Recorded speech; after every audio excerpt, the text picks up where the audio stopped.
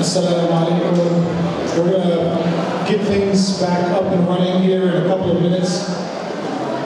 While you enjoy dinner and dessert, we're going to hear the amazing story of a young Palestinian woman, or a young Palestinian girl named Salma Orabi, as told to us by Sister Sarah Wallis. If everyone can please have their seats. Thank you.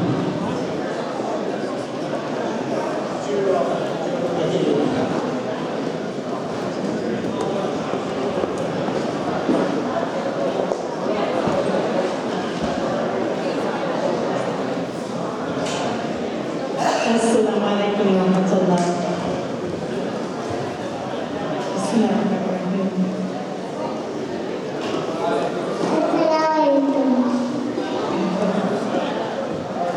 Thank you to everyone for coming here, and thank you especially to all of our surgeons and all of our team that has worked so hard to pull this together and make this project a reality, inshallah. I want to share an opportunity that we had, alhamdulillah,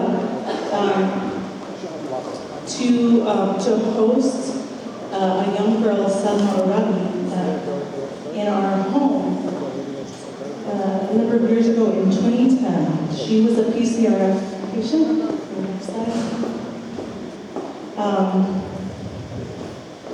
And she and her mother traveled from Jenin to our home in New Jersey while she was there for surgery. Her story begins when she was still, can you back up a little bit?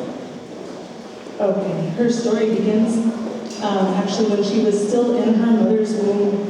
Her mother, Nihal, was told that she has a birth defect, that she has a hole in her abdominal wall, so her vital organs were not forming inside her body. They were forming on the outside of her abdomen. And the doctors had told Nihal that her baby was unlikely to survive the pregnancy. And they told her that if she survived the pregnancy, she was unlikely to survive the delivery.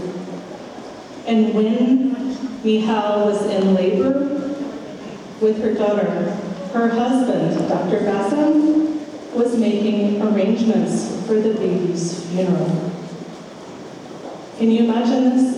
Everyone who has kids, imagine this picture.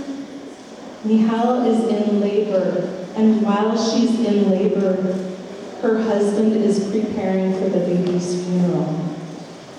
Right? This is the situation that they found themselves in. And by a miracle, she did survive. With her first 4 months in the hospital, her vital organs are still outside of her body in a pouch on her belly. And Dr. Saad saw her on his mission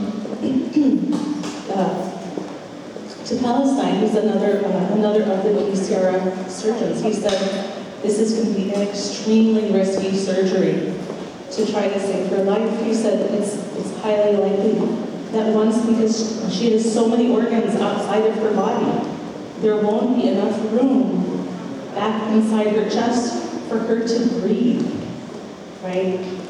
So he says this is a highly risky surgery. She had to come to the US to do it. So fast forward a year of approvals and visas and logistics, and Salma Nihal arrived at our home. Now this is, if you can imagine, everyone here with kids, if you can think back to when your kids were 18 months old, right? So this is a little pumpkin here, 18 months old, right? And her mom used to spend hours a day on dressing changes, disinfecting the sac on her abdomen.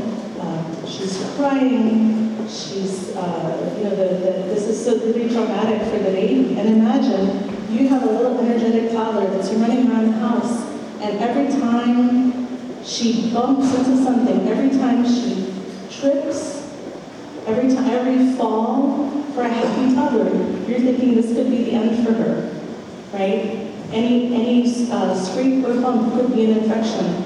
That's the end for her. And alhamdulillah, with the help of people like you here today, she was able to come to the US and she was able to come to a fundraiser very much like this one. This picture here is from the night before her surgery. And it's a fundraising dinner just like this one. So if you look here, she is keeping my husband well fed, right? Very, very sweet girl. Now, the next morning at the hospital, this is the day of the surgery. We went in, here we are with Nihal, there's Salma, and there's other members of our family. This is the pre-op. We are not sure she is gonna survive the surgery. We're just making dua. She went into surgery, and this is a very long 5 hours. And she made it through, alhamdulillah.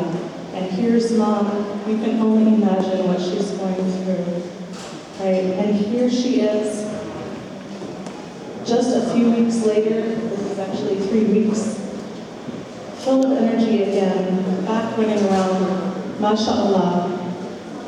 I want you to take a look at this kid and think that these are the individuals whose life you're changing, inshallah. That we have the great privilege to do something for these kids that can change their entire life. So if we see here, she is now the very first time that she was allowed to step into a pool. And things we take for granted, right? Now she actually has her organs inside her body, and here she is going to the swimming pool. And here she is back in Jenin. Here's Dr. Saad had come back to